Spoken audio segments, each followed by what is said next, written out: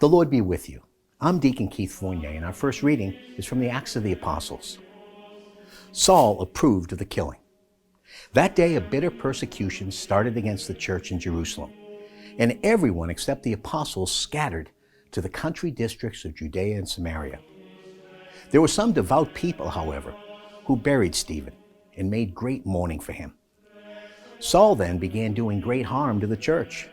He went from house to house, arresting both men and women and sending them to prison. Once they had scattered, they went from place to place, preaching the good news.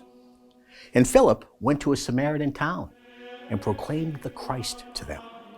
The people unanimously welcomed the message Philip preached because they had heard of the miracles he worked and because they saw them for themselves. For unclean spirits came shrieking out of many who were possessed, and several paralytics and cripples were cured. As a result, there was great rejoicing in that town. Our response? From Psalm 66. Acclaim God, all the earth. Sing psalms to the glory of his name.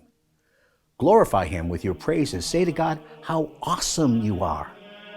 Your achievements are the measure of your power. Your enemies woo your favor. All the earth bows down before you. Sing psalms to you. Sing psalms to your name. Come and see the marvels of God, his awesome deeds for the children of Adam. He changed the sea into dry land. They crossed the river on foot. So let us rejoice in him who rules forever by his power. His eyes keep watch on the nations to forestall rebellion against him. A reading from the Holy Gospel according to St. John. Jesus answered them, I am the bread of life. No one who comes to me will ever hunger. No one who believes in me will ever thirst. But as I have told you, you can see me, and still you do not believe. Everyone whom the Father gives me will come to me. I will certainly not reject anyone who comes to me, because I have come from heaven, not to do my own will, but to do the will of him who sent me.